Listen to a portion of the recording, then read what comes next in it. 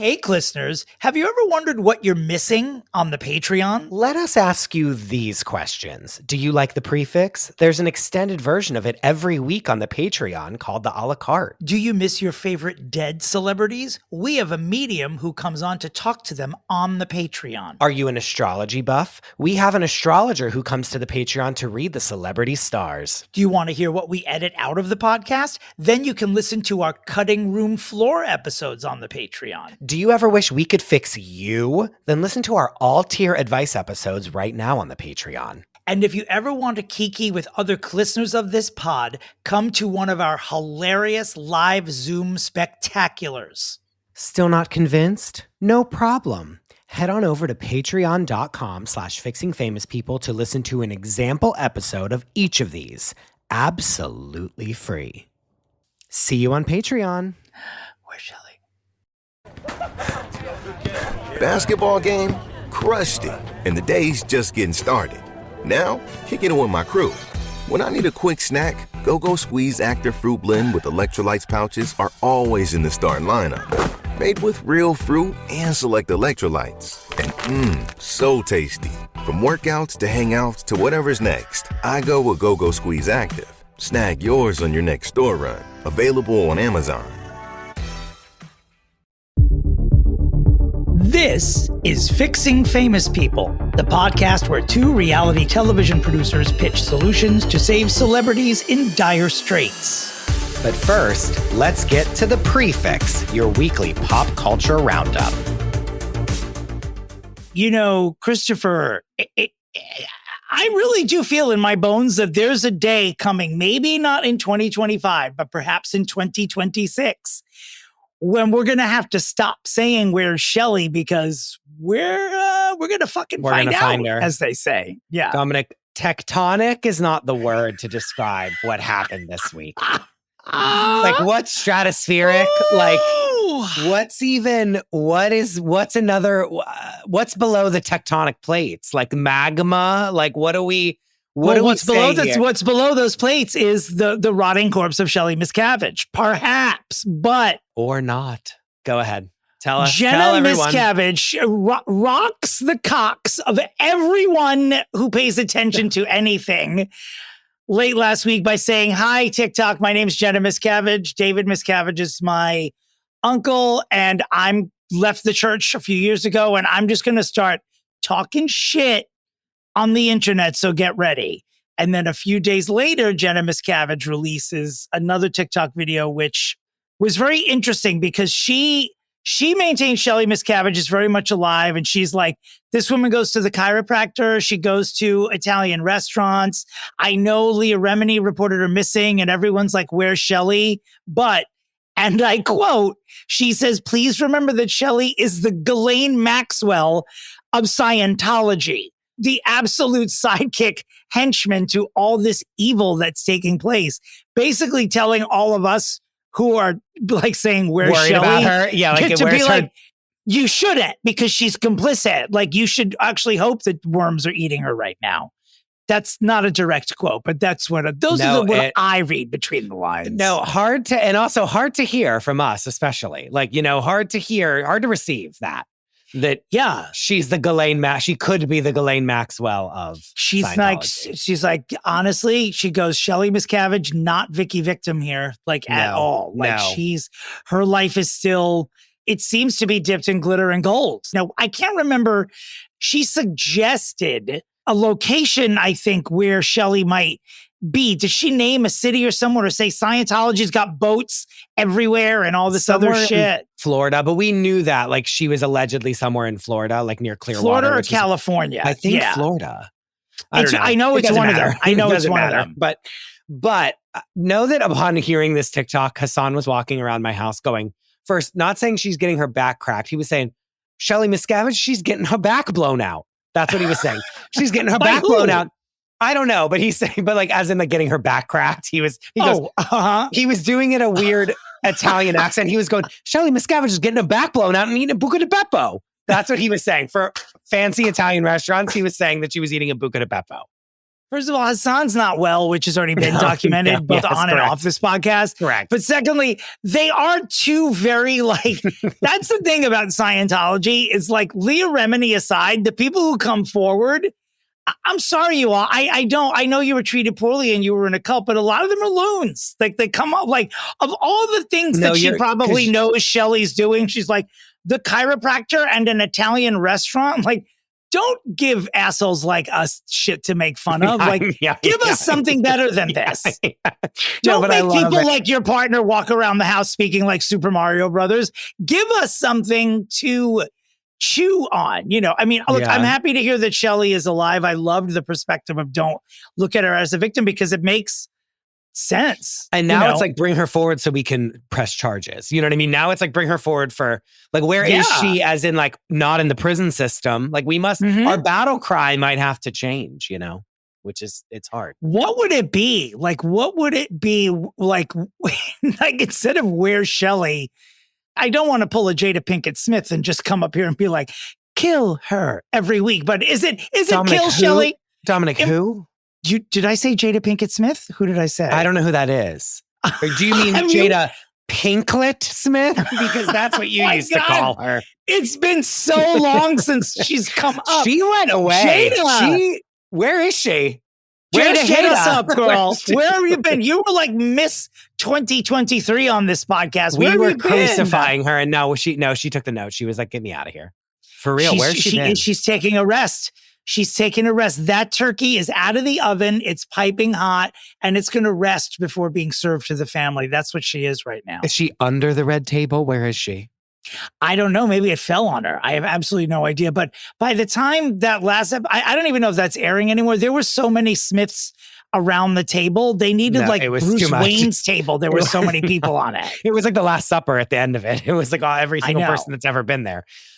But anyway. They should have renamed that show, What Hasn't Happened to This Family at the Red Table?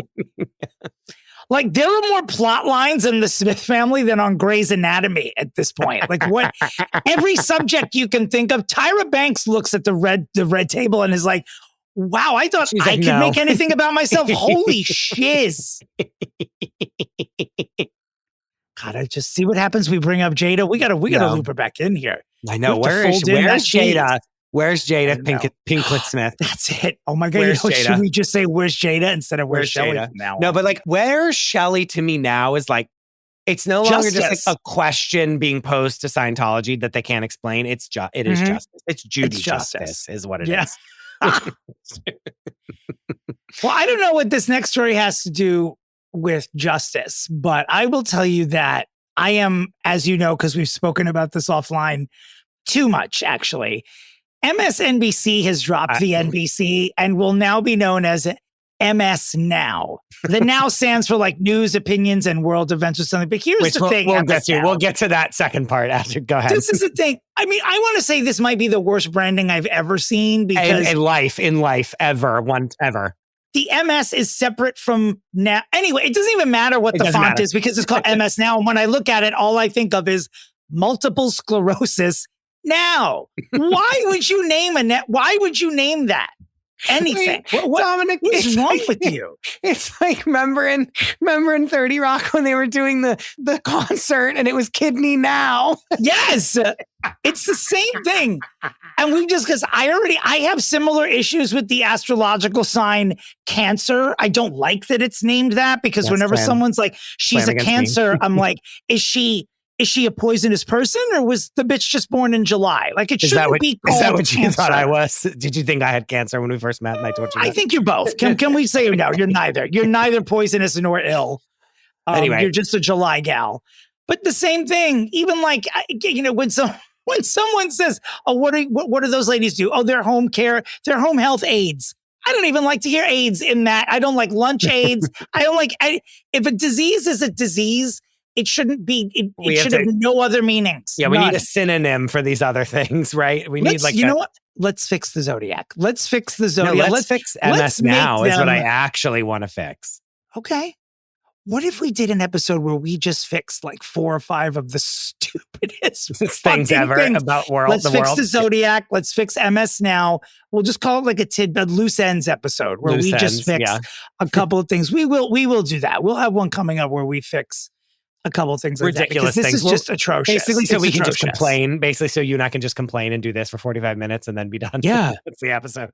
So get it. Warner Brothers Discovery is now being split up again. It's going to be Warner Brothers and Discovery. Like, why?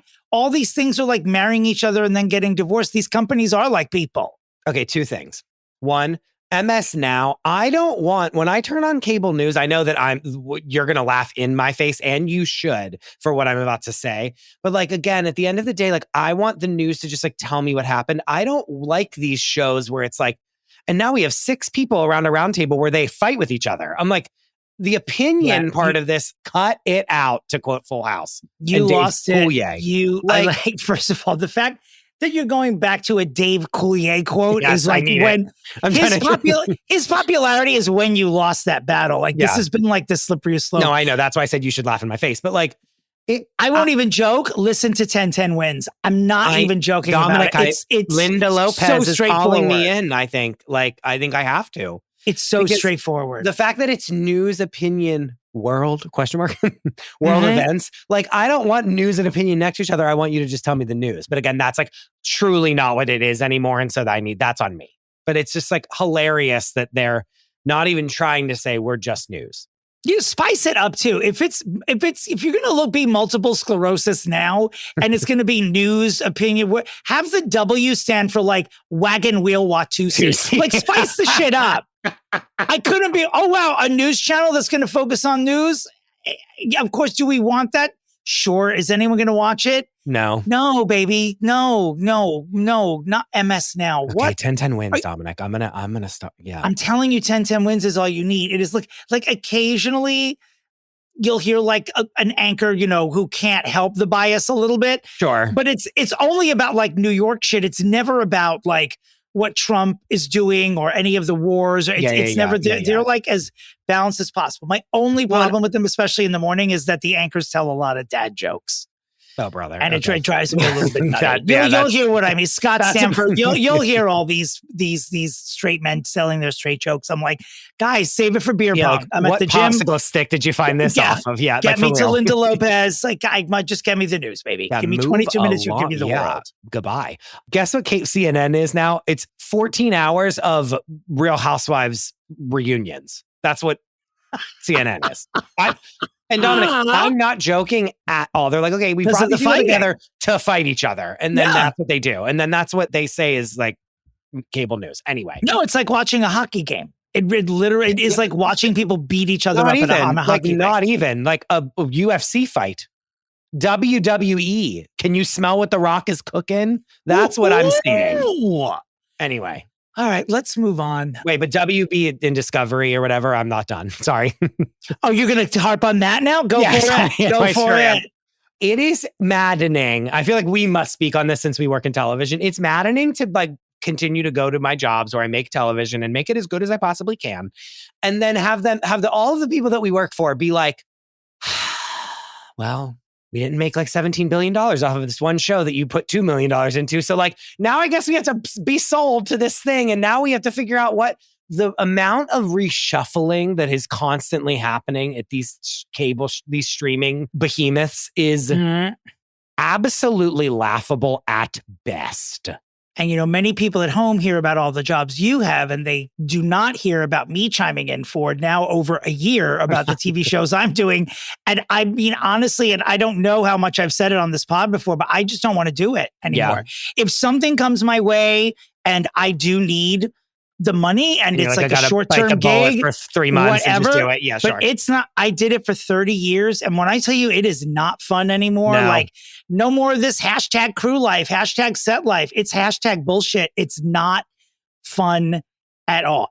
I'm a grizzled old bitch. And like I said, I did it for 30 years. I did some great stuff. I have great memories, but just in the end, after I was downsized at this last company I worked for 11, 12 years, I was like, everyone's like, what are you going to do next? And all I could say was just not that. No one mistreated me, nothing like that. Not the company I worked for was great, but it's just the budgeting and the budgeting and the budgeting and the viewership and like the minutia and all this other, was just not fun anymore. No, I know everyone listening's like, stop complaining. like, every job's like that. Sure, we don't care. They're like, we don't care. Put Project Runway on another season. That's what I want. Like they're like, can we watch The Real Housewives or not? Like that's what they care about. But it's just so to be someone in this industry to watch them just every time try to pull this stunt where they're like, let's like do this cool thing that's going to make a big splash. And then they just merge these companies together and now they're splitting them up because merging them together was the wrong decision. Furious. But it affects everything. And that's part of the reason why the last 3 years of when I did what I did, it was just a bad taste in my mouth because you need, as a production company and as a show, you need to move things forward. And you can't move things forward because everything's on hold because the networks don't know who's going to be working there in a month, who they should give their shows to, if they should be greenlighting anything, because next month they could be Warner Brothers Discovery, or they might be HBO Max Discovery, or they might just be Warner Brothers again, or just, and it holds up. Peacock it fucks over production companies. It's the reason there are very, very, very few independent production companies anymore because you just need more seed money to even stay afloat. So the independent version of what we do has been dead for a minute, but will be extinct in like 2 years. NHL Now, which it stands for non-Hodgkin's lymphoma now.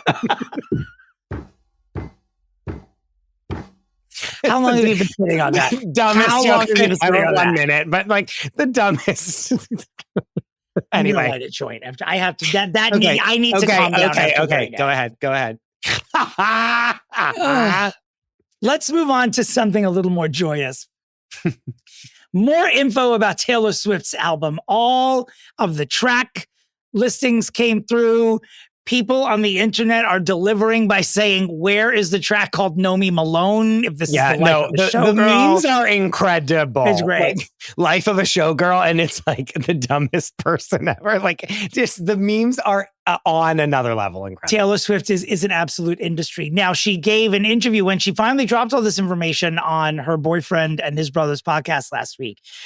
I won't go through all the Easter eggs, but everyone is now, and I believe this little scavenger hunt they're going on, that Taylor Swift has been hinting that she is the Super Bowl halftime show next year, which would obviously be the biggest since Beyonce, obviously.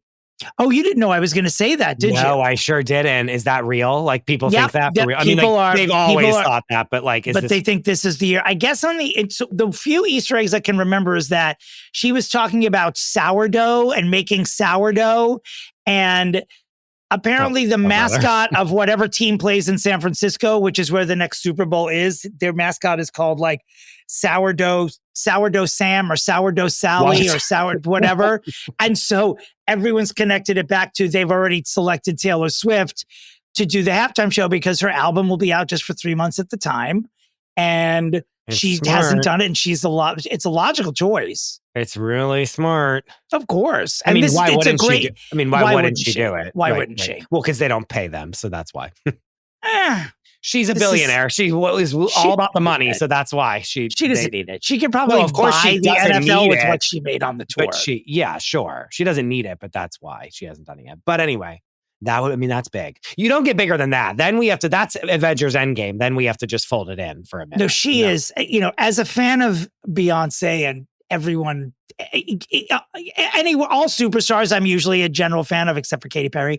But Taylor Swift is the biggest star in the world. I mean, it's very hard to argue. It doesn't matter if you hate her or you love her. That's the fact of the matter. Yeah. What I think would be great is if Taylor Swift did the halftime show and then Rihanna came out and gave birth on the stage. And then she pulled out of her bra, like as the babies come out, like the new album and shows it up to the camera. But it's only on like a micro cassette. That's it. Like she's only done that. She'll toss it into the crowd and say, "Good luck with it." That's the only thing. Like that Wu-Tang album that there's only one copy. There's only one of them. It's like that. But hers will be on a micro cassette. Dare I even say? And the album cover will only exist on microfiche. There we go. I just wanted to say microfiche. Do you hear what's going on outside my window here? Yeah. Thankfully. The Bronx is like, this is what happens in the Bronx. If someone's double parked and blocking someone's car in, the people in my neighborhood don't just honk their car horn. They go up to the car that's blocking them in and shake it so their car alarm goes off, and then they just lean against it. waiting for the owner to come out and say, we set off your car alarm, move your fucking car. That's crazy. That's why I park in a garage. Yeah, I was going to say, is it your car ever? Yeah, same because, and like, again, I will be destitute for the rest of my life simply because I'm spending the money on parking in the garage. But we're like, I've never had to clean snow off my car. I've never had to like. Oh, see, I should say garage in quotes. I park in a lot, and I do have to. It's uncovered. Oh no, but I have a spot. Yeah, no, but it's like that's like worth double what we pay, which is a lot of money to have it just for the peace of mind of it, just to get a spot. Yeah, I never thought I'd even have a car living in New York City, and now that I have one, that I have a spot, my spot only costs $150 a month. Oh, what? Isn't that fantastic? Dominick, it just comes with my rent. More than double that. So, wow.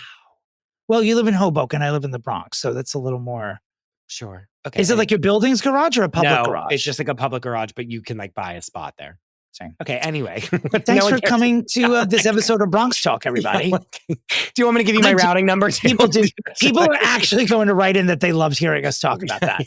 I swear to God. So let's switch subjects entirely, but we'll wrap up the whole, we don't want to belabor how wonderful Kelly Clarkson is and how she was with her ex-husband and now she's taking care of her kids. And it's as in the days after her ex-husband passed away, we find out that he was in a romantic relationship with Kelly's former assistant. Dominick. Piece of shit. Death. Oh, wait. He's dead. Got him! No, like, fuck you. Bye, sir. Are you fucking serious? Like, really? Goodbye, terrible. Sir. Terrible. Goodbye, sir. Good luck where you're going. Goodbye, sir. Who is he? Gavin DeGraw? Remember that? Oh my God. Is that the first time we've ever even said that human's name on this podcast? No, wasn't he with Gwen Stefani? Am I wrong? Gavin DeGraw, right? Gavin DeGraw. No, Gavin Rossdale is Gavin Rossdale. Gavin Rossdale. Gavin DeGraw's like thing, right? That inspirational. What is that? It's just like some white. What is Gavin DeGraw saying? Wow, I'm an idiot. Oh my God, wait, he's Siri, what does not Gavin the DeGraw person I was talking about. Oh God. I don't want to be anything other than what I'm trying to be lately. That's Gavin DeGraw. Piece of mind, yeah. Well, wow. You just publicly accused him of cheating on Gwen Stefani. They've never been together. They've probably never been met. They wouldn't even run into each other at the airport. They've never been on the same continent together, let alone. Oh, brother. Okay, but you should throw stones at him in honor of Gwen Stefani. I did mean Gavin Rossdale, but I completely forgot that was not his last name. Well, let's talk about the last name Spears, first name Britney here. Mm-hmm. It's time for a Britney watch. Christopher? Britney watch. Oh, baby. Hey, y'all. Oh, I was a little out of practice. Oh my God, we haven't done it in a long time. Well, this is how it goes. Britney posts literally anything on a Monday. And by Tuesday morning, the New York Post has fans concerned for Britney. I'm surprised it takes them a day, honestly. It literally says, Britney Spears sparks concern in wild video from messy house. But like, for her, it's tame. I'm sorry. I don't know. Let me just see what the fuck. No, she literally is walking around singing and she's like, I don't know who I am, or trying to sing some song. And obviously she sounds terrible. And it's down. And we can't even see it now because of course Zila Maria River Red took it down. Yeah.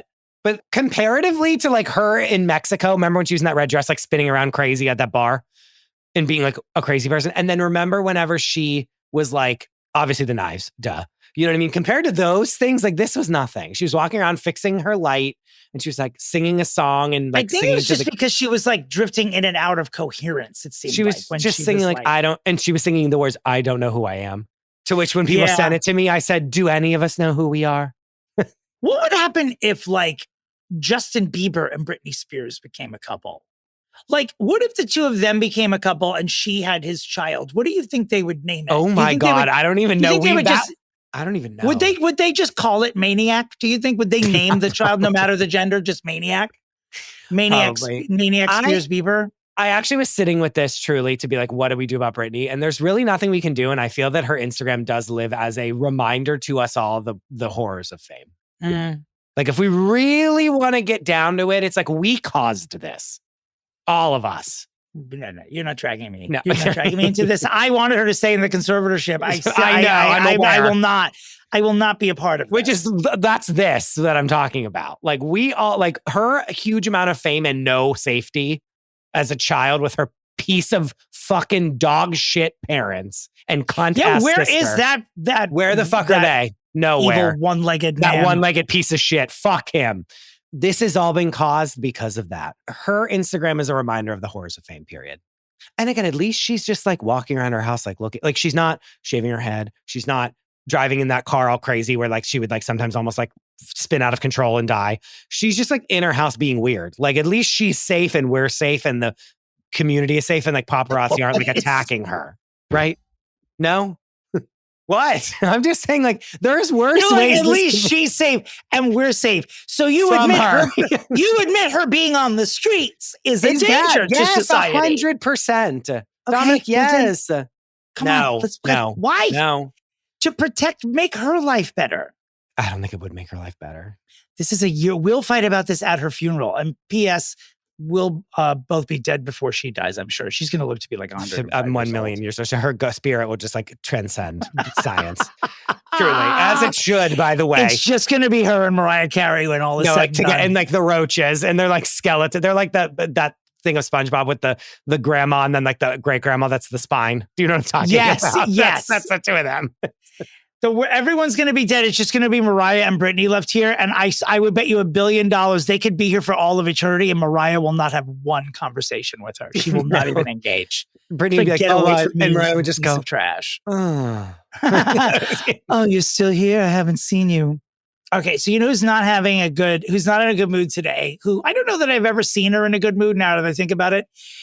Jillian Michaels, of The Biggest Loser. So there is apparently a Biggest Loser documentary on Netflix, which does not leave many people in a good light, but particularly Jillian Michaels.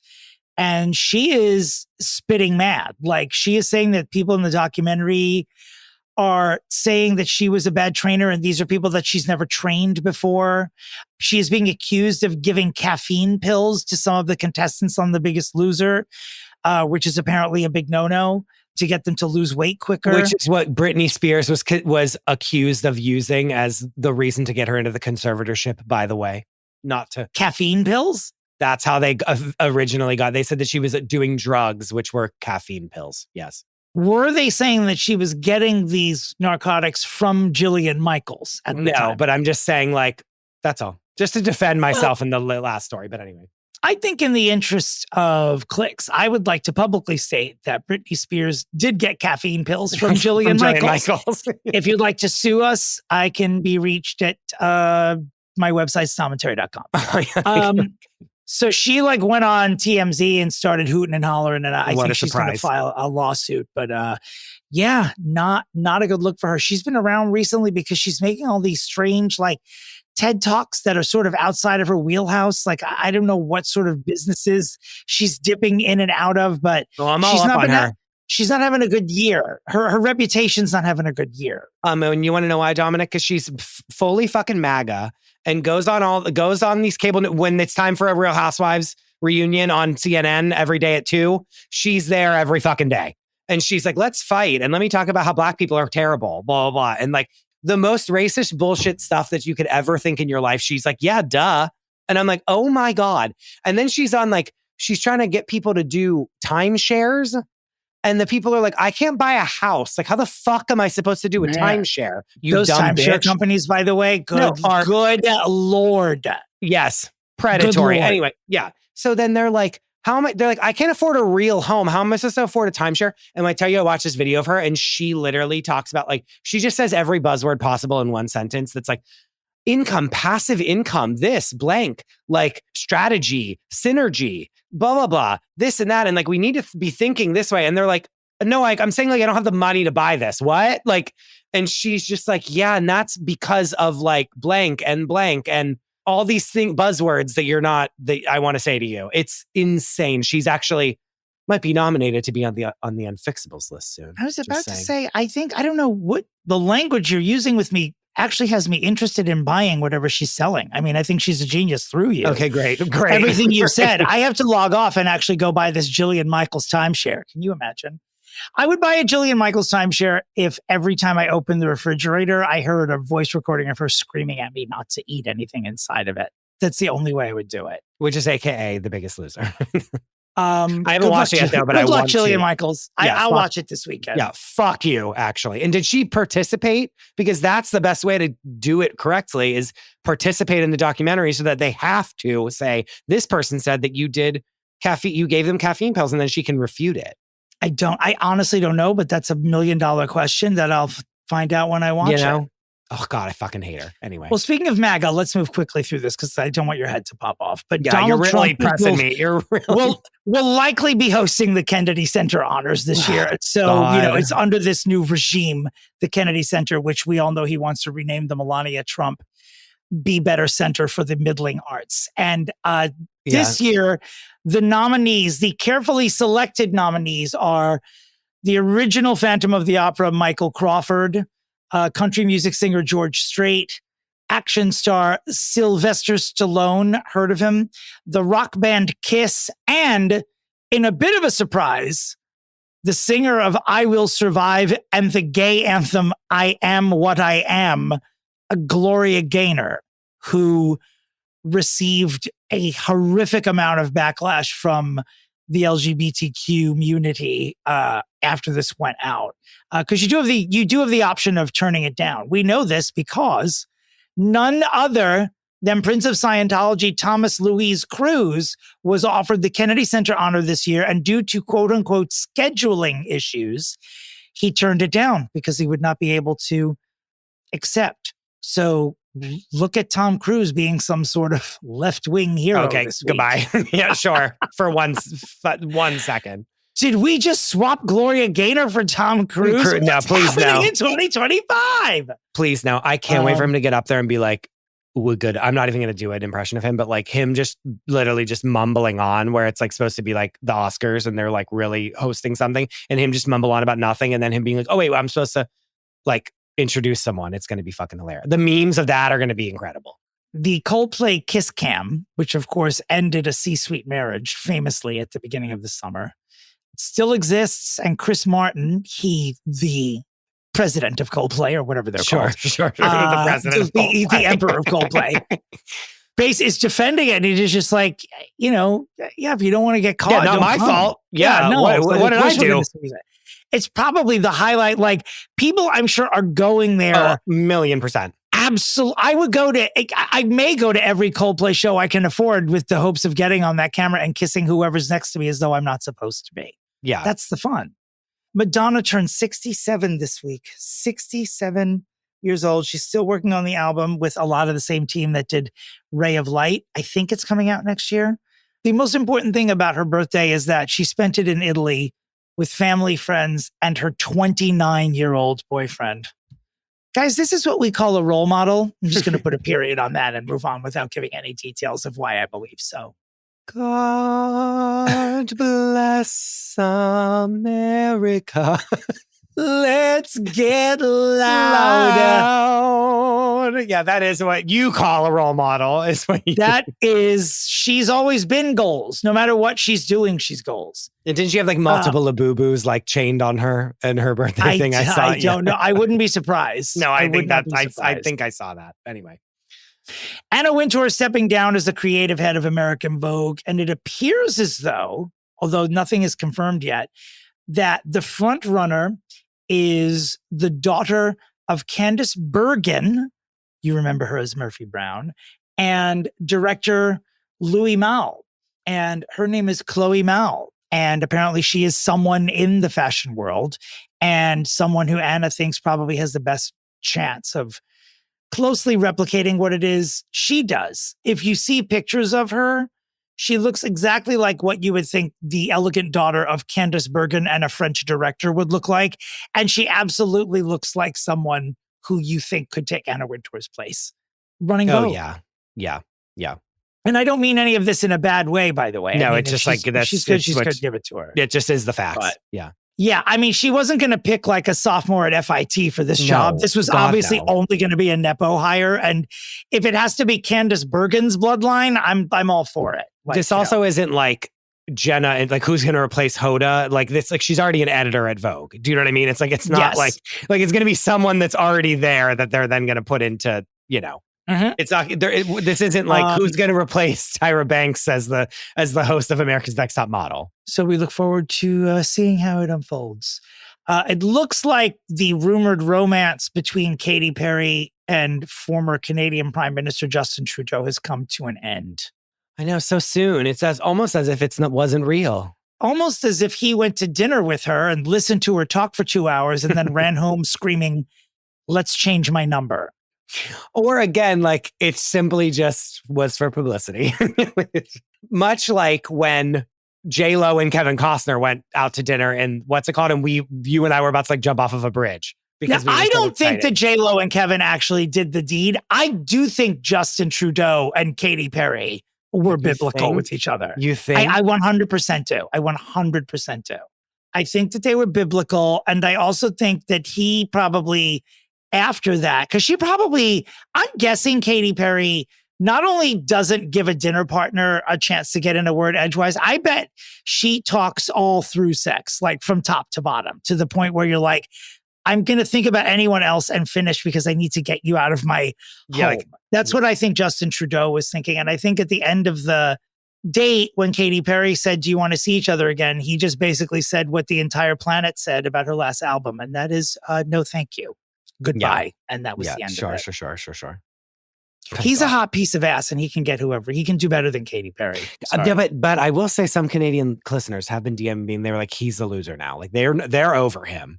Because he like was having a scandal with his wife or whatever, and like he was cheating on her, and like all this, like he's kind of leaving with his tail between his legs. There, sure. We don't know that we're like not up on his shit, so we don't know. But like they're like, no, he's like they're not into him anymore, like they were back. I totally understand, and just to let you know where I'm coming from, I would still fuck Jussie Smollett. So I don't care what you think about Justin Trudeau. I don't. So you know what level of trash and amorality I'm coming from with my opinions. Yes, sure. And we just meet in the middle. Sure. Yeah, I heard he did a bad job, blah, blah, blah. He's still cute. That's all I'm coming from here. The world's ending, so I don't really care about anyone's deeds anymore. I just care about, I'm only doing physical appearance. Okay, moving on. You couldn't even finish the sentence. Who you are on the inside no longer interests me because we're all going to be dead in a year. Yeah. So, as we squawked about before anyone else on the planet, because we recorded our Pre-Fixe right after the trailer for Megan 2 Electric Boogaloo dropped last week. And we got here and we said, what the fuck is Chrissy Teigen doing on the show? Chris said he will not watch that episode. I will not watch the entire season because she's on it. Who then agrees with us after that? A planet called Earth, a newspaper called the New York Post, who reports on like Megan's fans, because this is the people that exist. I think they're called the Markle Sparkles. They are furious that Chrissy Teigen is on the show. Good. Because of the harassment she leveled at Courtney Stodden those years ago. It's just, you know what? There are a lot of celebrities get forgiven for shit. Some like, it's so willy-nilly what the qualifications are. But Chrissy Teigen will never outrun Courtney Stodden, and Chris Brown will never outrun Rihanna. There are certain people who fall in that category, and then others who are like, William Hurt beat the shit out of Marley Matlin, right? But when he died, it was everyone throwing palms in the air like it was Jesus. It's crazy. It's crazy. It's also hard whenever she barely was a model, like not to diminish her. Like we didn't know, we knew her as John Legend's wife. We did not know her as like Tyra Banks and then Chrissy Teigen's next to her. Right. Correct. Right. Like Naomi Campbell, Chrissy Turlington, and then Chrissy Teigen, like simply not what that absolutely was. not. So it's like when you barely already don't have any laurels to rest on, let alone like barely a career, and then you're famous for no reason because you're someone's wife, and then you become the queen of Twitter, and then that just goes away. Like you really have, what can we lean on? You know what I mean? Like there's not much. Yeah. Right. I am very excited that there will be a civilian version of Traitors airing on NBC. They're casting for it now. Traitors started, I think, as a civilian show in the UK, and then yes, right, so in the UK, and then America, we only did the celebrity version here. The first season was like people from Survivor, like celebrities mixed with regular people. Oh, I didn't know there were civilians on the first one as well. First season. And then they were like, why do we have these fucking normie losers on it? And then they like booted them all out. And then it was just celebs. Yeah, people love the show. Several people have reached out to me saying, do you know anyone who's working on it? Can you help express? And I'm like, I think that I do, but I would also like to be on the show. So I won't be forwarding any of your applications. I know you should apply, anybody. Dominic. You should apply. I don't know if I would excel on that show, but I would be very good. Very funny on it. Yeah, yes, absolutely. Who cares? I mean, I might only last one episode because I would probably behave in a way instantly that would make people want to get rid of me right away. But we'll see. We'll see how it goes. But like, imagine you having to jump out of a helicopter and like land in the water and being like, like that would be so funny. Like, think of the physical. You're making me not want to do it now. I forgot about that part. I'm not a heights fan, but we'll work on it. Maybe. I know, but that's only like one thing. Fuck. You should at least thing. I would excel at the bugs thing. I know. I could crawl. Please. Do you know how many dark rooms I've been in my life? I've probably been in that situation and not even seen it. Do you know how many vermin have crawled all over me before? That situation with bugs, I've been in that situation with humans. It's much more disgusting. Bring it on. I'll sleep in that cage full of bugs. I think you should at least, and listeners flood Dominick's DMs saying you have to at least apply. You have to at least apply. I promise I will. I promise I will. And have them never say anything back to you, and then that's fine. But at least you did your due diligence. We had some losses this week, which I think our listeners will be aware of, the older ones especially. But Terrence Stamp, who was the actor who played Bernadette in Priscilla, Queen of the Desert. He was the matriarch and a well-respected UK actor, passed away. A lot of you will know him more as playing General Zod in the original Superman trilogy with Christopher Reeve. He was also nominated for an Academy Award back in the 60s, but R.I.P. Terrence, he played, Zod and Bernadette are pretty iconic roles in cinema, and R.I.P. A lot of wonderful tributes to him on the internet. And Tristan Rogers, who played Scorpio on General Hospital when I was a child. So he was probably 80, I'm going to guess around that age, but he was a giant heartthrob. Every girl I went to middle school with was in love with him, and he passed away. Wasn't sure that he was still alive, if I'm being honest, because I don't think he's been in the public eye recently, but I don't like to throw around the word icon, but in the 80s, he was everything about General Hospital was so ubiquitous. Of course. The 80s. And speaking of daytime soaps, have we dropped our Patreon about daytime soaps yet? We have not, but coming soon will be an episode where we have Little Miss Recap, Amy Archer on, and Dominic and her do an, as you call it, an old off. It really was an old off. I mean, we just talked about like our favorite daytime soaps from the 80s and 90s and our grandmothers watching them, and that's how we got turned on. And the multiple VCRs you both brought to college to tape them. And so we went in, it's like a really fun, good episode, but it'll be coming out soon. I think maybe this month or next month. On the Patreon. So if you haven't joined yet, or the Apple subscriptions, please consider doing so.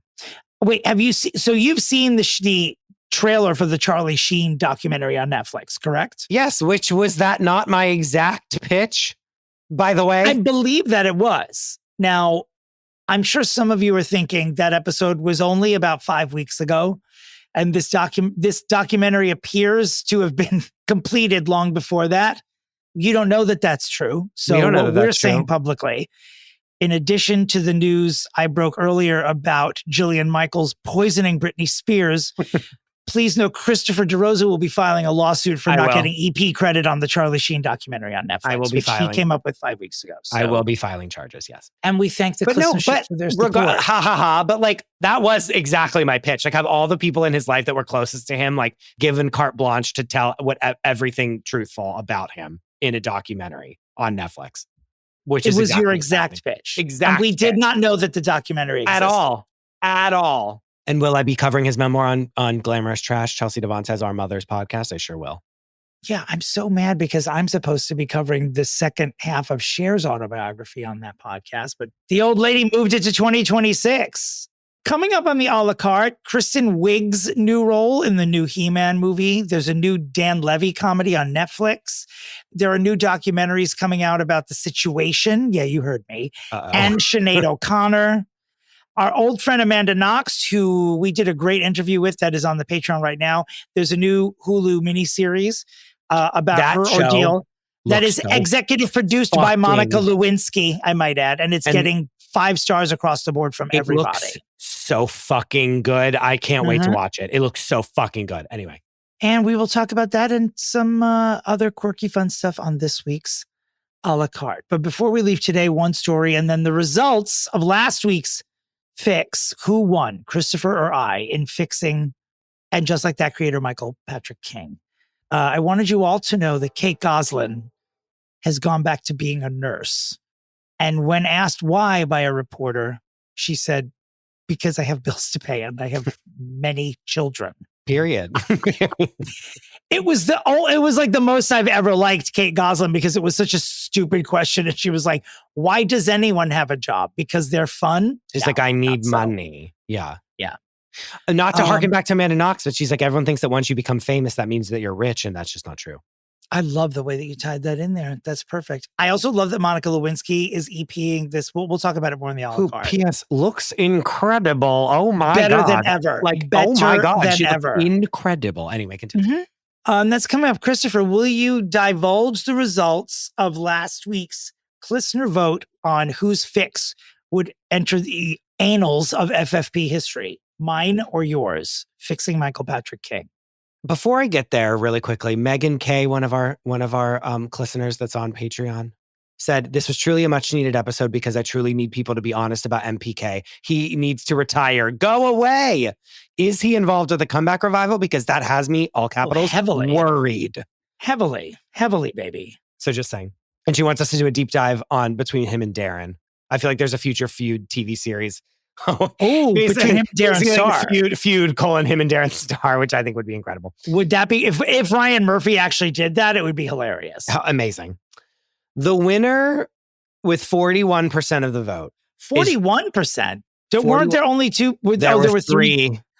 Oh my goodness. I completely forgot that it was you and I. And Jess. And Jess Rothschild. Okay. And the winner with 41% of the vote is Jess Rothschild's idea for him to become a bed and breakfast owner in Provincetown, Massachusetts.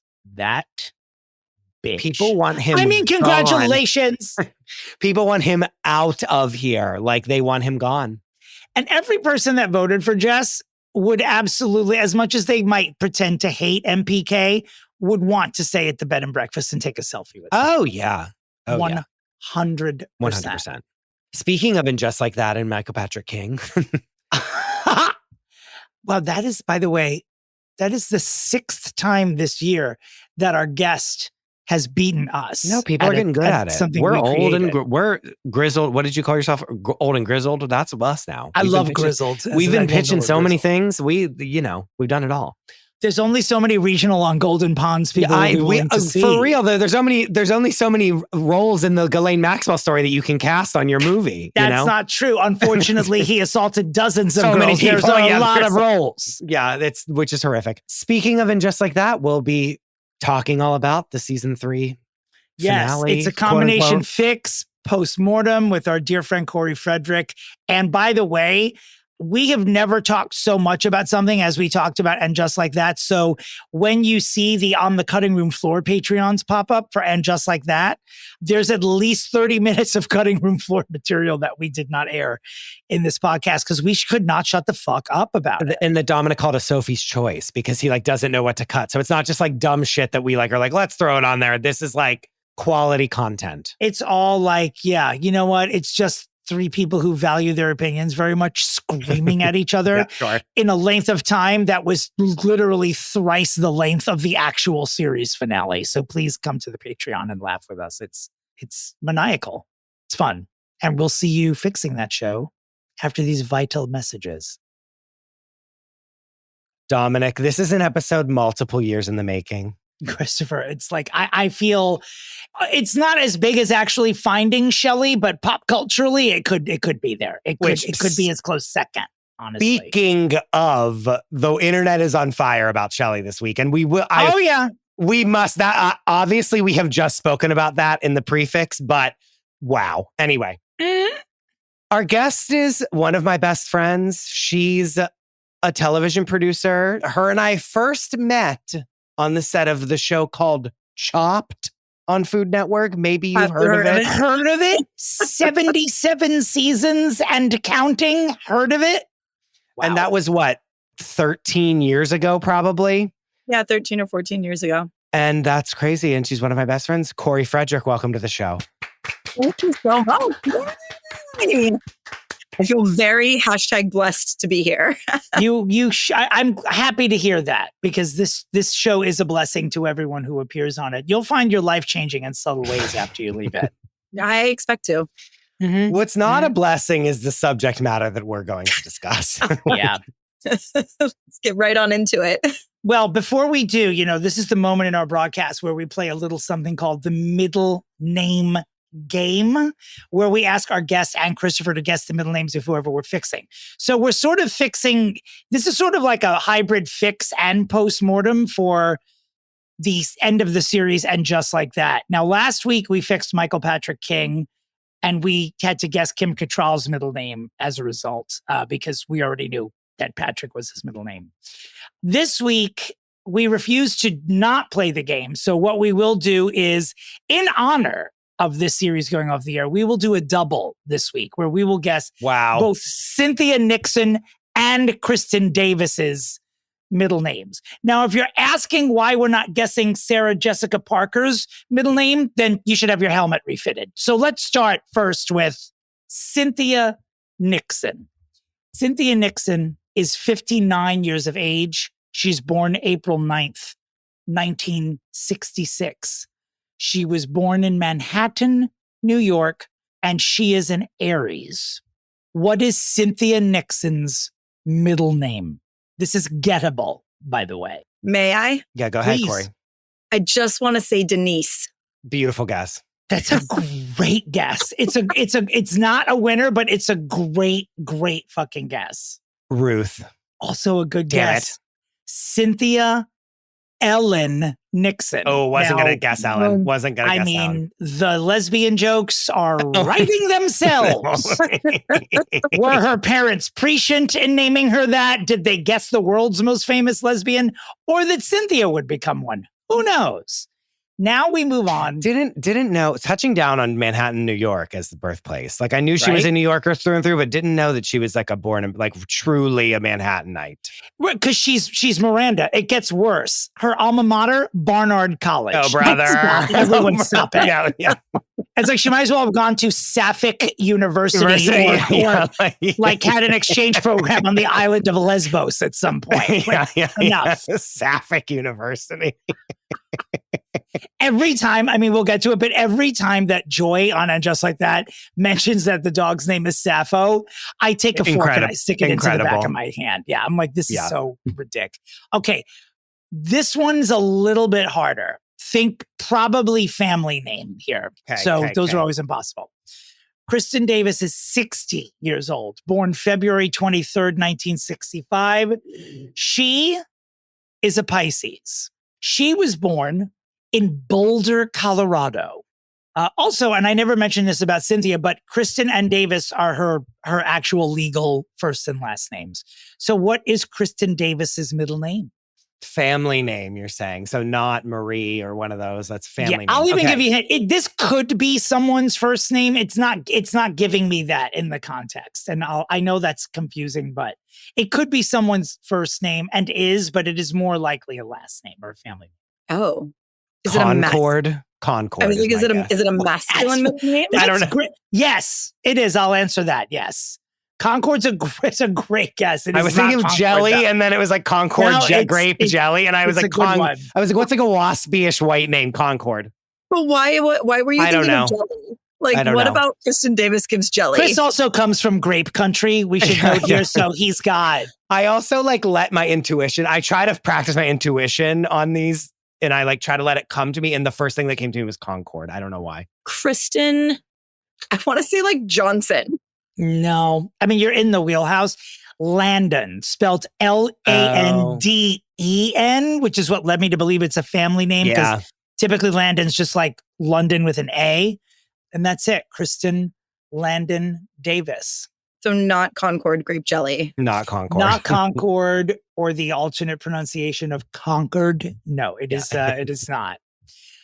Well, here we are. We are a week, almost a week out from the end, at least for now, of the Sex and the City universe. Last week, as we mentioned, we fixed Michael Patrick King. This week, we are here to, I guess, fix in quotes and just like that. I mean, there's always the chance this will come back. Yeah. There have been for the past 3 weeks rumors that SJP is furiously trying to shop another Kori-based project to several streamers, which would have her serving as EP of the show while Michael Patrick King ostensibly goes on to EP the third season of The Comeback for HBO Max. I guess what are you? Let's start with what are the initial impressions of the series finale? Well, Kori and I watched it together. Oh, I love that. Thanks for on the my invitation. couch, drinking Cosmopolitans. Oh, how old school. I know. And it was fine. For a season finale, like if we knew that the show was already renewed and it was just a season finale, like sure. Uh-huh. It wasn't as bad or worse or better than anything else they've shown us this season. You know, it was like whatever. But the fact that this was what now I've told Dominick this before, but I'm going to be doing A Beautiful Mind here. And I have so many boots on the ground and so much inside knowledge about it that I've been digging since last week. And like, do I have facts? Yes. Will I then go into conspiracy theory territory about what those facts mean? Yes. And so that's where I'm starting with like, if we just knew this was a season finale, sure. But like, you can't look me in the face and try to tell me that this was intended to be the series finale of the show, period. Done. No, of course not. Like we all make television. We know that this was not a series finale. There's no finality to any of it. At all. I'm not sure if I 100% agree with you. Now, I did not start off in the school of this was absolutely, the show was canceled. They're just, SJP and MPK are just pretending that they were in control of it and that they didn't get canceled because the wokeverse is crumbling in front of us inside Thanos' fist. But I would use finality in quotes with this because there were little buttons on all the characters' stories here. The only thing that sort of like would continue is, Miranda becoming a grandmother, but it was tidy. I don't know. Like it still felt to me like maybe it was supposed to be something different. And they took scraps to put buttons on the story and just decided to end with that. Am I making sense? You know what I mean? Yeah, like it wasn't like, Yes. it just wasn't a finale enough. It was a very boring season finale, where they just sort of wrapped everything up and could have gone anywhere. It sort of ended like they weren't sure if the show was coming back. So they sort of put a paperclip on everyone's storyline just in case. But in doing so, it just didn't, it did end with a whimper. Right. And you would expect for a show that has been around for so long to give us something meaty. Like the fact that the final scene of Carrie Bradshaw is her eating a fucking pie in her giant kitchen with the Smeg refrigerator behind her without the Virginia postcode. Like, I have a lot of thoughts about the decor in Carrie's house, as Chris knows. Yes. But like that's the last thing we see of Carrie is she eats a pie alone in her giant ass kitchen. Like, I don't buy that. At all. Like, not at all. Do we want to go through the before I get to my beautiful mind? Do we want to, in my thesis that I wrote down, do we want to go through just the season of some highs and some lows, and then we'll get into like the investigative journalism. And then yeah, for sure. But before you even open up Al Capone's vault here, let's make an effort to say what was good in the finale, because like every episode this season, there were little chunks of there's the old show. Like that's what was best about the old show. But yeah, sure, let's do the highs and lows of this season for sure.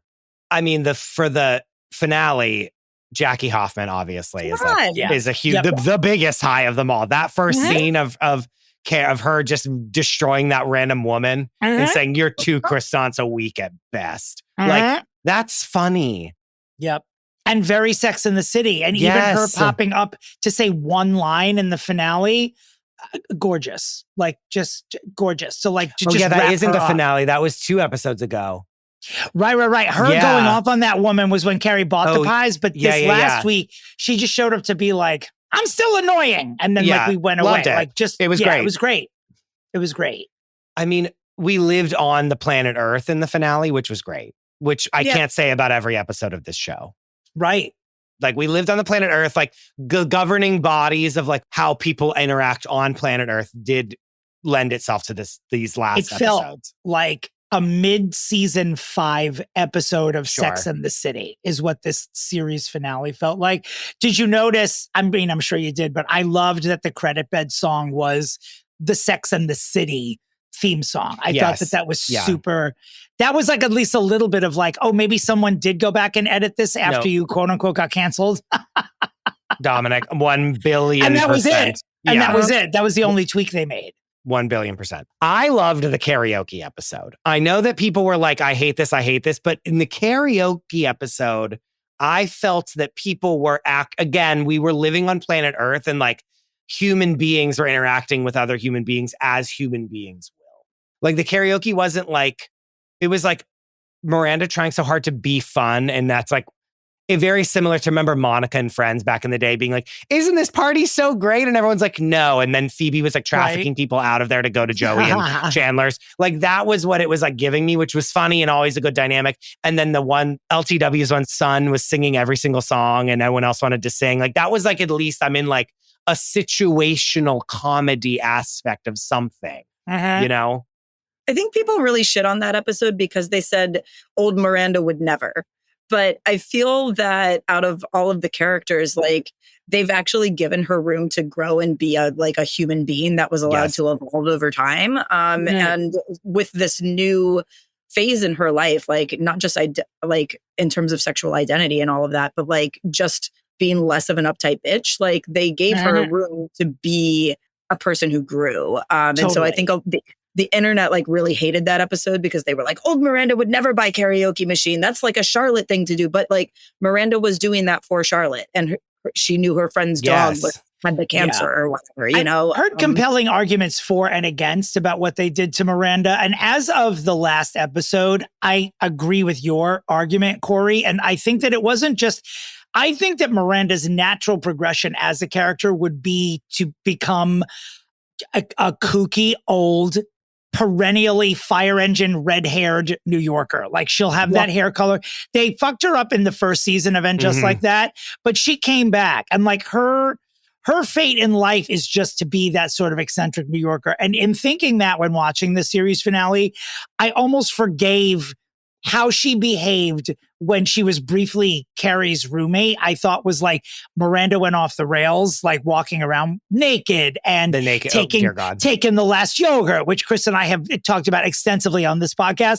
I like that episode better now because I do feel like that's what Miranda would grow into. She would always grow into an I don't give a fuck New Yorker because that's who she is, you know, like that. I think she's grown into what she would have realistically grown into. So I almost think that she, at the end, was the best written character. Yeah, by 17 miles. Yes. Yeah. She had the most growth. And I mean, did we have to live through Che to get there? We did. But I'm sorry to say, could have used Che in this season. I know I'm like, no one agrees with this, but there's something about Che at least lived in the world. I don't know. I like Che at least, there's something about I almost want to say justice for Che. Not that I need justice for Che, but like Che at least something was happening there at least. And again, never forget the best scene of the whole fucking show ever is whenever Che finger bangs Miranda in Carrie's kitchen. Hello, sorry. No, I mean, while that Carrie, was the while two. Carrie pees into a Diet Snapple bottle. Like that was at least my blood was pumping. Something was happening. You know what I mean? That was the two of the 1-2 punch. Like that was how they decided to come back. It was like first Big died and then Miranda got fingered. And you're like, wow, like this show is still pushing all the buttons, et cetera, but they just couldn't sustain it. I think Che should have come back. I think it was like, you know, even Jar Jar Binks, they put in episode 2 of Star Wars just to be like, we're not going to forget we introduced you to this person, but we'll let you see them for 5 seconds. Yeah. And they should have just like, Miranda should have gone to one of Che's unbearable comedy shows one last time just to say like, oh, you're still annoying, but at least you were still there. Like, we don't want to erase you. Yeah, sure. I mean, speaking of past lovers who have been erased from Miranda's life, like we got one scene with Steve at the very end. Is that correct? Like that's the only time I remember seeing Steve. And what was that? Like he loses his freaking mind and then... At least there was I'm seeing a human being with emotions emoting on my screen for this scene. Like I feel like that storyline of them having to raise the grandchild is like a great storyline for them to have next season. Wink, wink. Yep. Do you know what I mean? Like it was setting them up to have a great, and how do they navigate that together as a divorced couple who like still loves each other, but like doesn't want to be, you know what I mean? The dynamics of that. And then eventually she would bang Steve again randomly in a weak moment. And that much like Aiden did with his wife, which we will get there of things that were absolutely out of control and on planet Mars.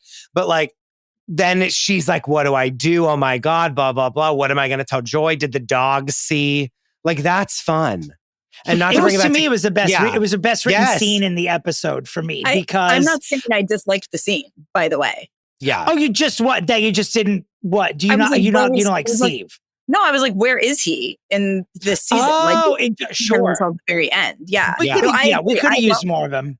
Yeah. I like his presence as like a holdover from the original series. I think it brings us back to that nostalgia. So like the fact that they waited until like the very end to bring him back in what I agree with is like one of the better scenes because it feels real and it feels grounded. And then where they like go and have dinner by themselves at the Mexican restaurant, I'm like, this is really nice. Like this is something that I could see two people actually doing, you know? Who broke up 1,000,000 years ago and have a kid together. Like that's how they should be behaving. And they're still annoying. I love Steve and I didn't always like Steve, but I'm telling you because if you don't follow the comedian Anna Roisman on Instagram, her impersonating Steve, which I think she started doing during COVID, where she just 100%. Is like, Miranda? Like she like copyrighted the world speaking about Steve as though he's just a giant speech impediment. And she made me love him more, actually. And seeing in that scene when he said, I'm going to call and make up with my son. And Miranda's like, what are you going to say? And he's like, I'm going to say, I love you. I'm here for you. Why'd you fuck up your life, you fucking asshole?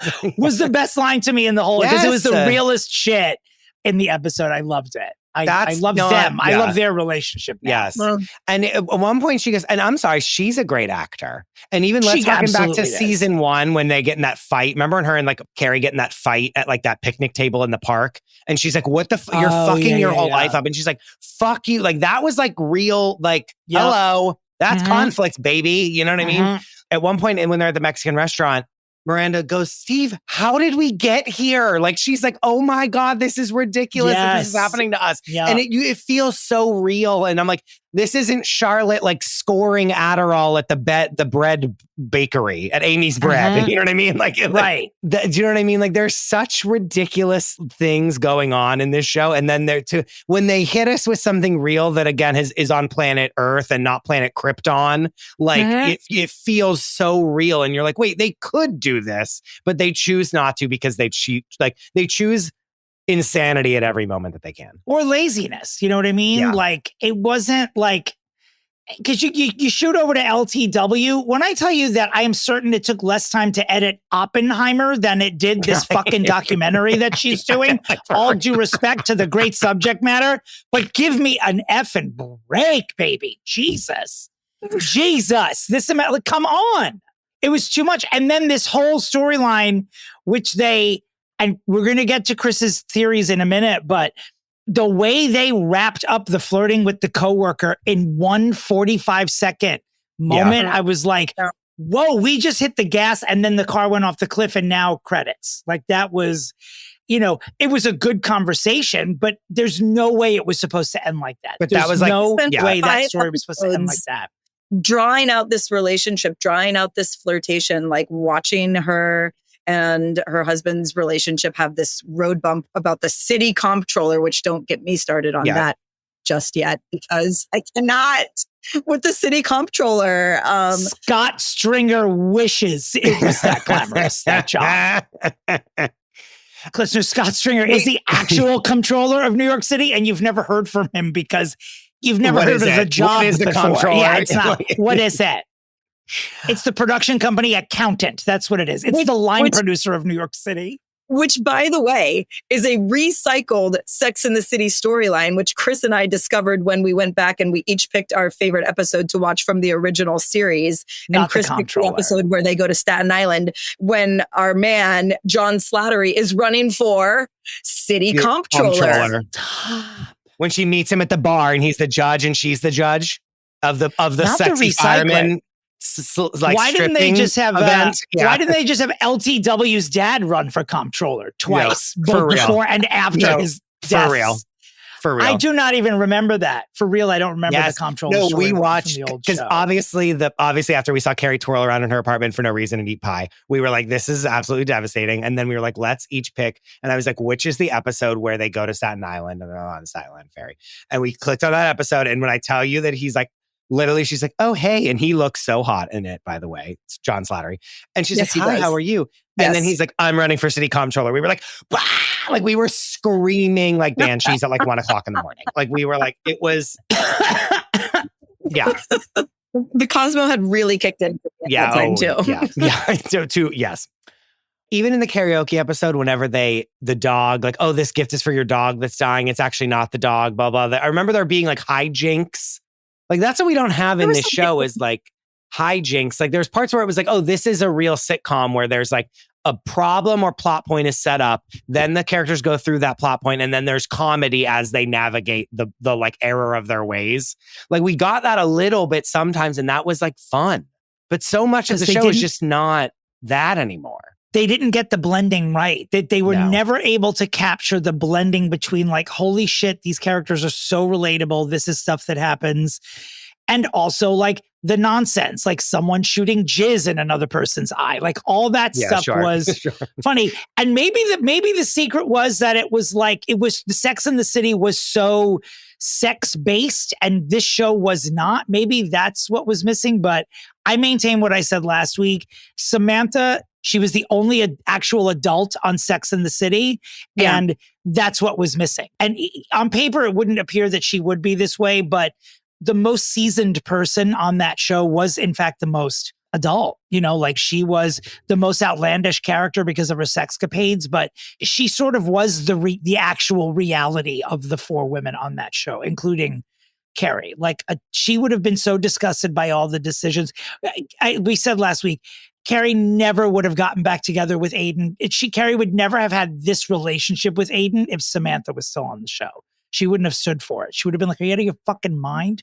You're almost 60. You're not doing long distance with this dude under these conditions. No way. I think that's a really interesting point because the power dynamic shifted so largely with the departure of Samantha from the series. So like Samantha sort of provided a counterbalance to every single one of them, but particularly to Carrie because she was the only one that Carrie actually was like a little afraid of. Like everyone else in this universe is very afraid of Carrie. They're afraid of her stature. They're afraid of like losing her friendship. That. Like the reduction in Miranda's like sense of self and sense of self-confidence in her relationship with Carrie is like devastating to me because like I don't think Miranda would have put up with how mean Carrie was to her all season long. Like it's really like kind of gross and icky how nasty Carrie is specifically to Miranda because like Miranda is like the next sort of strongest person, sort of dynamic wise, but like Samantha like provided that balance for Carrie. She was like, what the fuck are you doing? you know, and like without Samantha there to be like the watchdog. Keeping check about all of these. The one with logic, just the logical one, you know? It's funny because I think to Carrie, Miranda, and Charlotte, Carrie was the leader of the friend group, but to Samantha, she was so clearly the leader that she never even gave it a second thought or didn't even think in those terms. You know what I mean? So like Samantha's departure almost meant less for Miranda and Charlotte than it did for Carrie. Like Carrie was really rudderless without Samantha, to be honest with you, in all three of the years. I do think that's because if you look at the dynamics of the friendship, like I think that Samantha was Carrie's best friend. Like I know they're all friends, but like as women, like within our friend groups, like you have your best friend in the friend group. Like, and Carrie's best friend was Samantha. Like that, it's just it's very obvious by how Carrie changes as a character in this series, not having her to riff off of, to bounce ideas off of, to like interact with and navigate her life with. It's really sort of apparent in how she navigates with the other women, like based on how she used to navigate with them. You know, like she's very domineering. Yep. I'm just going to, we'll say this one sentence. I mean, we don't have to move on from it, but officially, they never should have done And Just Like That without Kim Cattrall. They should have just tabled it because it's never going to be regarded fondly. And it's not even like a fun companion piece to Sex and the City. If they ever syndicate And Just Like That, I guarantee you that the ratings for Sex and the City will still tower above And Just Like That. There is nothing nostalgic or fun. All we did was complain about it. We're sad to see these characters go away again, even though we like Samantha better. You know, we still love all of these people, but it just wasn't the same. I don't know how anyone who runs the show could say that we're wrong about this, about like the show, you just shouldn't have done it. Like, well, they would. Sorry to say, as someone who's been balls deep in the fucking writers' room podcast, they would say that we're wrong, which is the problem. Of course. Yeah.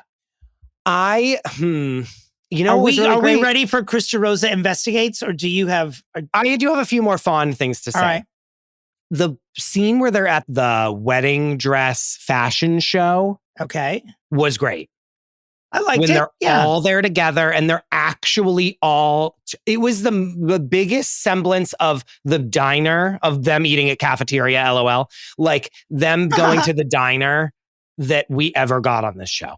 Yeah. And that's the point of this show, was them all rehashing what had happened and giving their opinions and letting fictional women say what real women are saying about women's issues. That was the most we've ever gotten. And that scene, Kori and I were like, we love this scene. This is so great. Obviously, it's beautiful. And one time I did attend a wedding in that exact same room, and Vera Wang was there, actually. Oh. So, just saying. But so funny that it was a wedding dress, you know, a bridal fashion show. But it was beautiful. It was high energy. It was like all of them chiming in on what they think of the idea of marriage and what it means to women. And that like then leads us to them resulting in decisions that they make in their lives based on that thing. Do you know what I mean? Like, and it's like, that is what we've been missing for 3 seasons, is those conversations. And again, why we don't have the 5 of them sitting down at a dinner table every episode of this show it's beyond me. Also, not Seema getting a meaty, substantive, relatable storyline for the first time ever once. 10 minutes before the show goes off the air. Yeah. Like, who knew Seema even thought about getting married? I was like, excuse me? Not you. Yes. But of course it was her. And she sold it. And I was like, oh shit, you've wanted like romance this entire time. You were like, you were actually the Carrie that we needed for the past 3 seasons, and they made you that 10 minutes before the credits rolled. How terrible. Yeah. I wanted to see her work through that. And I wanted to see her at Adam's Thanksgiving. We would have seen her work through that next season. We would have. And maybe we will on if SJP buys Quibi and puts it back on. Who knows? Oh God! Very quickly, because we'll spend an hour just talking about the worst parts of the show. But what are our like top 3 worst parts of the season? We can't just say the nice things and then me go on this tirade. So, just what they did to LTW. Her character could have been lifted out of this season, and the only thing we would have missed is Jennifer Lewis's amazing was it 2 episodes where she One, came in and like barely one episode. Shoot it up and then left. And again, like in one episode, giving us a juicy fucking character and the possibility of so much story, and she just like checks in and checks out. Like if I had to go to that edit suite one more time, this is Sex in the City. No one wants to be at your job like that. No one cares. No. Speaking of writers, my second worst favorite thing about this season is, of course, Carrie's book. Yeah. And it's surprising to me that we are now 50 minutes into recording this podcast that I feel very #blessed to be on. And we have not brought up the woman. The woman. I hate the book so much. I hate it so dumb. much. What's the point of it? So much. And why couldn't she just be with that guy?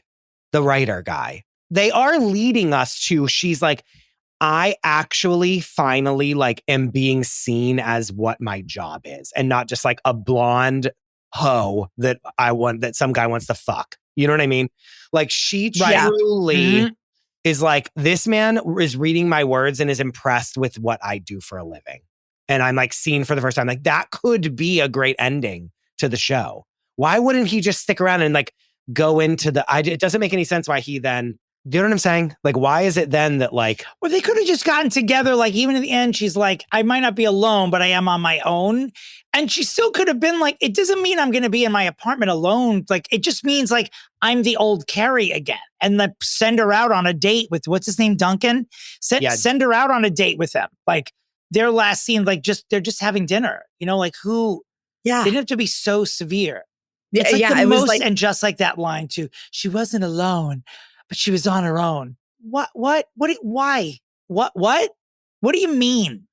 It's like offensive to me as a single woman who is in her 30s. It should be. It's really offensive. It's like your only 2 choices in life are to be in some sort of married or monogamous relationship or to be fucking alone and be eating pie in your kitchen by yourself. Like those are, for a series that was so fucking progressive, for giving women so many options of how you can be, who you can be with, like what your sexuality can be like who you can have sex with, when, all of this stuff, to boil it down in our later lives to like, okay, we can be like Charlotte and we can be in a happy marriage with 2 children, or we can be like Miranda and like reclaim a different part of our sexuality.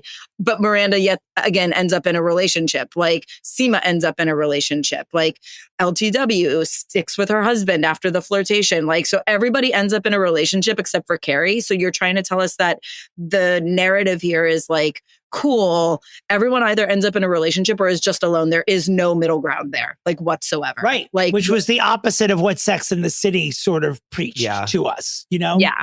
And wouldn't it have been fun, not to bring it back to Samantha again, because I do, there are times that I'm like, okay, like, yeah, she's not on the thing. Like, it's just not. We have to move on. Like, we just have to move on. But like, wouldn't it have been fun for Samantha to be in like a polyamorous relationship that goes off the rails in this series? Like, that would have been so great. Fun. Like, that would have been so fun. Of course it would. Yeah. You know? Sorry, I derailed us, but back to the woman. Like, who is this book for? No, no one. What is it actually about? And why is this smoking hot British guy who writes like Booker Award winning biographies of like dead British people, why does he love it so much? Like, it made me like, I really liked him as a character until he started being so effusive about her book. And I was like, no, sir, like you've lost all credibility. You may as not. A human being. We could talk about this for the length of all 3 seasons. We do need to get into Christopher Michael DeRosa Investigates. Bum, bum. So, as we said last week, like we think that like they had like one episode that they just chopped into 2, and then that was this 2-part ending or whatever. And then that's like they're trying to make it seem as if they weren't canceled and they picked it the whole time. I have on good authority that Epcot, you know, this character we see in our finale episode, Epcot allegedly said, I'm in the second to last episode. And so when they watched the second to last episode, they weren't in it. And they were like, oh, am I completely cut out of the show? Like, did they cut Thanksgiving out of what we shot? And so knowing that when they went to go shoot that was the second to last episode, I think that there's a whole other episode that's setting up new things that are going to get us into, or pieces of these episodes have been like recut together once they found out they were canceled, that they recut the episodes together to make it be a finale. And that was kind of like probably on the terms of like, okay, you guys are ridiculous. Like, we're canceling the show, but like, well, like, here's this money to like re-edit the show to make it be a finale. And they had to work with what they already had. I bet there's a whole episode and a half that's like on the cutting room floor that like was like, again, like the baby being born and Stephen Miranda being like, what are we going to do now? And like, I don't know, something with Charlotte and Harry or something just things where it's like, we're continuing on with our lives, like Carrie dating someone or like Carrie doing this or Carrie doing that. Like, there was definitely things. I just bet that there's like a whole episode and a half on the cutting room floor that we'll never see, because someone on the inside told me that there is a scene where the three of them, like the core three, do sit down one final time. And that was like going to be part of the finale. And it's not. But why not show that though? It's why not aired. Why not show that? Why not? I don't know. Edit that into this when you know it's going to be canceled. Like, why don't you but pull a maybe Vanderpump and get everyone back together? Like, oh, this is happening. Let's do what we're supposed to do and make the product good. You know? I don't know. Not Vanderpump being a more sophisticated operation than fucking And Just Like That. For real. HBO. For real. No, but allegedly, like, there was a scene shot with the three of them that never saw the light of day. What's the content of that scene? Is it like them?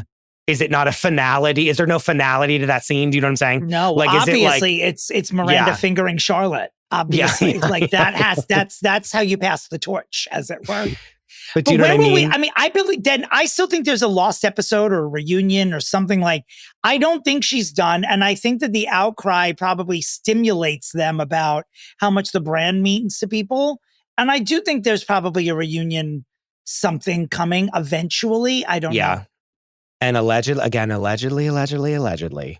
like third hand, I'm hearing this knowledge, but allegedly from the beginning of the season, both Sarah Jessica Parker and Michael Patrick King were like, fuck this. I don't want to do this anymore. I'm not doing this again. And I think that their budget got slashed to smithereens. Sure. Because in one of the last episodes of the Writers Room podcast, they admit that they had to rebuild Carrie's whole apartment. Right. We talked about because this they offline. had built because they had destroyed it because like she had sold the apartment, so they were never going to go back. They had to rebuild like the staircase, and they had to rebuild her whole apartment to match what it was before for that one fucking scene. Oh, that's a terrible scene to spend all that money on. Too, I know. So I think what happened is that they were spending hand over fist on this show, and then they were like, "We're slashing your budget like hardcore." And then at the beginning of this season, they're like, fuck this. Like, I'm not doing it for this much money. They should be giving us more money, blah, blah, blah. Fuck you. You know what I mean? Like, they're already mad because the budget is slashed. All three of us on this call can relate to that, by the way. Correct. I will speak for all three of us when I say that, like, relatable, and it is infuriating. But I think that I think the other 1-2 punches of it are that Sarah Jessica Parker admitted publicly that she didn't know that people hated Che Diaz.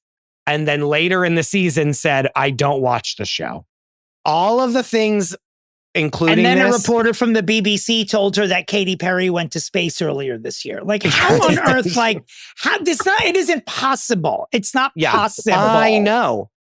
That's what I'm saying. And so I think that the You're making budget me being angry slashed. now. I was ready to give them a kiss and say good luck, and now I'm getting angry as we go on. I think the budget being slashed was the first domino to drop. And then they were just asking for overages. Because again, you building an entire set is like hundreds of thousands of dollars, right? Correct? Even on the cheap, it's $75,000. And it looked, you could have fooled me that it wasn't the exact same set, right?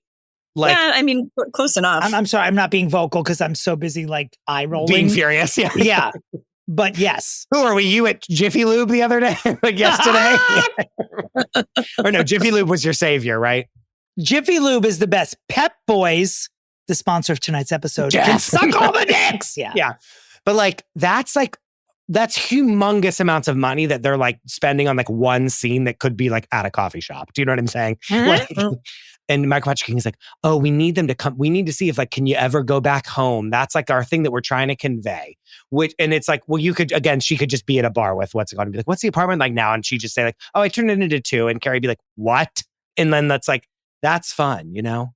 Like, Which leads me to my thesis, which is the problem with this show, and especially this season, is that they think that by saying one line, what they're really saying is like X, Y, and Z. Like in the show, in the Writers' Room podcast, they're like, and then she says this line, and that means like this, and it means this, and it means this. And it's like, no, it actually just means the thing that they said. Like if I say the sky is so blue, that doesn't mean like that blue is my favorite color and that blue is a through line and that blue is like the color represents like our emotions and I'm feeling blue and blue means, it's like, no, I actually just mean that the sky is so blue. And they think that it means all these other things, but the show is not actually conveying any of those other things with the dialogue and or the mise en scene of the show.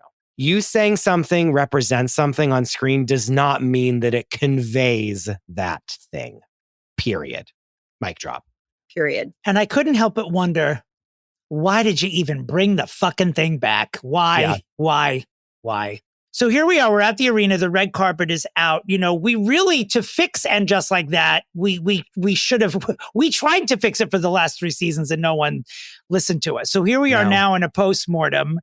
You know, we've already taken a dump on it, tied it in a poopy bag, and we're now looking for a trash can to put it in. So rather than fix the show that is already deceased, what we're going to do is fix the IP, as it were. How do we fix the brand moving forward if it were ever to do that again?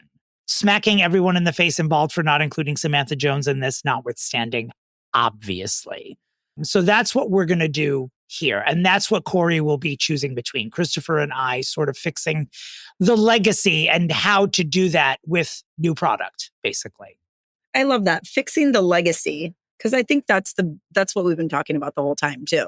This is now a brand that needs to be left in a bowl of Tarnex overnight because it has lost its sheen and its shine and its purpose. All right.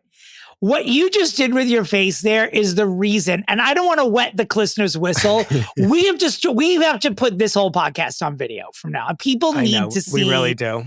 What you just did with your face when approaching the mic. I don't even have words for how contemplative Chris looked in that moment. Proceed. This is hard. I think that the only thing that we can do, I'm doing the path of least resistance here, is that I think that what they need to do is one, and we talked about this before, it's not an original idea. There should be one made-for-TV movie that is the end of And Just Like That, and they must get Samantha. Like, they must get Kim Cattrall. And if they have to pay her $5 million for it, they need to. Like, period. Like, I don't care what. She could say, I need $75 million to do this role, and they need to say yes, period. And I think what they need to do is do like a final, like, we're wrapping up all of our favorite people's stories. I'm done with, I don't need to see, Mario and Cantone can come with what's his name and they can just be there. But I need like a finality to every single story of this and not it just be like hanging out on the whatever. But I need some sort of ending where we see that Carrie's going to be okay. And honestly, her being like, I don't need to be married to anyone. Like, she tried to do that in the finale, quote unquote, but I don't think that actually worked. They tried to like shoehorn that in with us. I need a final thing where she finally grieves Big's death and like goes on some dates and we like see them all doing stuff. Or maybe it's her book coming out and she's going, you know, and it's a big, huge thing where it's being optioned into a movie and they're on the movie set of the book and they're all there. And it's something where she is like stepping into her own as like her own person, not someone's wife, which is a lot of that final conversation that they kind of had at the wedding thing that was really good.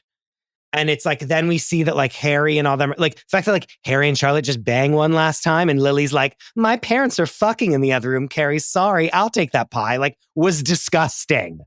I need to see like Harry and Charlotte be okay. I need to see Seema get married in this final movie. I need to see Lisa Todd Wexley like finally be accepted into the friend group, ? I need to see Miranda Joy, or is that her name, Joy? Like Miranda and Joy are doing well, and like how the baby does, and like Brady becoming a father, and her and Steve navigating grandparenthood. And then we see Carrie in that big, huge house, and some guy moves in. You know what I mean? Or some guy moves in, or she's like all alone and she gets an Oscar and she puts it up on the mantelpiece and she's all by herself. Oh, I love that. I love the Oscar part. Do you know what I mean? And then she like is dating and she's like, some guy calls and is like, can I bring you to dinner on Friday night? And she's like, sure. And then like hangs up the phone and that's the end of the series. You know what I mean? She's like gotten the pinnacle of like writing, adapted screenplay or whatever, for like her movie version of her book. And she gets an Oscar and she's like a humongous celebrity now. And like all these celebrities are calling her and like wanting to date her. And there's like paparazzi outside of her house. You know what I mean? And she's like she's the superstar we always wanted her to be. And she looks into the camera and is like, wink. And then that's it. And it's like one final movie full of fashion, full of, does Jennifer Hudson pull up as what was her assistant? She can't act. Please, no, she can't do it. Her assistant pull up. This burger come crawling back to her. And she literally like pushes him out a window or something. Like I'm talking like cameos of a lifetime coming through. And it's like everything we really wanted. And Michael Patrick King is nowhere near this project, by the way. I need like Greta Gerwig to step up and do this. Oh. Know what I'm saying? I need a woman that to step up. That pitch quite a bit. Yeah, that I was like made for TV movie. I don't know. You're kind of giving me Lifetime original vibes right now. No, but for Max, for Max. Definitely for Max, for sure. And that's my pitch. So my pitch is it's similar to Chris's. I do think I can't really avoid a wrap up. Am I allowed to do that? Like I want to wrap up. No, it has. I assumed we would both be pitching similar things here. It's different than Chris's though. Cause what I think is, I think that this wrap up movie should be about everyone who's ever been on the show coming to Carrie's funeral. And I think it needs to be 2 hours of she dies at the very beginning or maybe off camera. Samantha, non-negotiable, has to come back because this is where we're going to realize that she was always the lead. She was actually the voice of a generation and Carrie was not. So, and just everyone reacting like, I forgot about Berger. I didn't like his character, but I loved Berger. I loved the Berger of it all. Like I loved him. Yeah. I loved all of them. I loved Mikhail Baryshnikov. Like I get goosebumps when I think about Mikhail Baryshnikov and like how them being international. Like I loved Sex and the City. I just like miss it. Does he score her film? Why not? Why not? Yes. Put that back in Chris's pitch. Everyone has a use. And maybe that really is the sort of the thesis of your film is that everyone, I'm now rudely adding to Chris's pitch where it's everyone you meet plays a role for some reason, like in your life. Versus everyone you've dated or fucked or anybody. And Chris's movie will detail why no one was a missed opportunity for you. No one was a waste of your time, which is what you think at the end of a relationship. Like, why did I waste blah, blah, blah? You didn't really, because you learned something from every person you're ever with. But I want the reflection to be from everyone else. I think that Carrie has reflected and self-reflected. I think history will show her to be the most unhinged narcissist in the history of fiction. Honestly, even more than anyone in a Shakespeare play, I think that she just was beat her own life and her sense of purpose to death many times over. So she should die and everyone else should reflect on what did we learn from her? And that's it. And it gives us a chance to spend time with everyone that we wanted to spend time with on that show, which was everyone but her and Aiden's family. I don't need Aiden or his family coming back at all. I would love to see Big's ex-wife come back. Was that Bridget Moynihan who played that role? That's Bridget Moynihan. We love her. Yeah, I would love for her to come back. I loved her scene in season. She was on season 1, right? Season 1, because he gave her money. I loved it. In his will. I loved seeing them together. Everybody should just come back. I'm thinking of when they rebooted Dallas, which, mixed reviews on that classic show. But when JR died, everyone just came back for the funeral and the whole thing was goosebumpy. Not everyone remembered him fondly. That's what I want. I want her to die and they just reflect on what was this all for?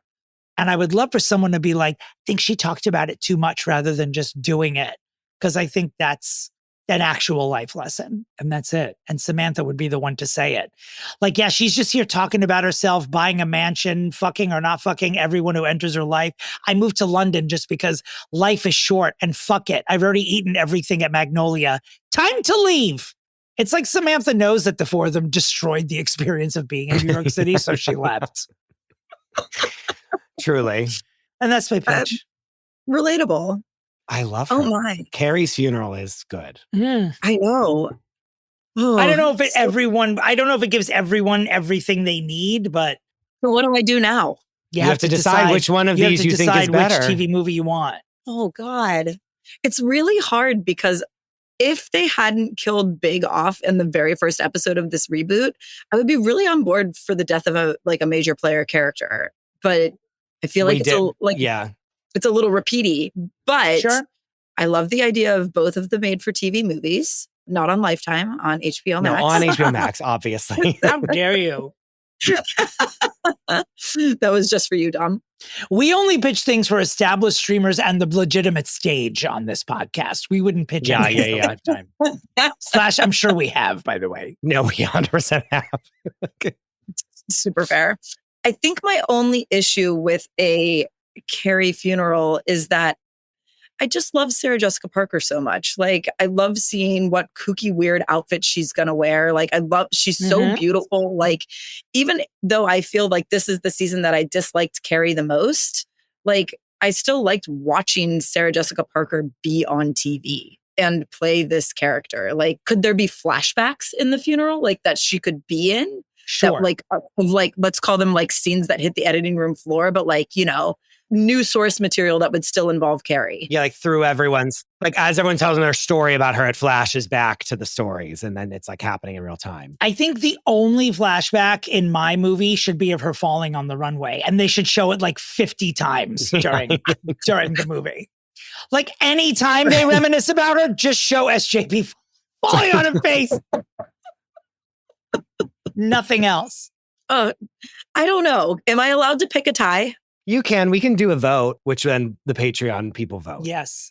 I would like for the Patreon to take this one because I can see both cinematic universes and I kind of want to watch both of them. Like a choose your own adventure book where like you just read the whole thing and try all of the various outcomes. Like, I want to see both of these things happen. Like, and I guess just like as a TV person, obviously a super stan of the original series and like a creative, like, I want both of these things to happen as opposed to another episode of the series that we're just talking about. Like, I want to see both of these things as opposed to anything else that they're going to come out with. Dominick, where can people find you? My website's domentary.com, on Instagram at Dominick Pupa, and also at Domentary on TikTok. Christopher, where can the listeners of our podcast find you on the World Wide Web? You can find me at the DeRosa. You can find the show at Fixing Famous People, and you can find the Patreon at patreon.com/fixingfamouspeople. I wish you both well, and as always, where's Shelly? Goodbye.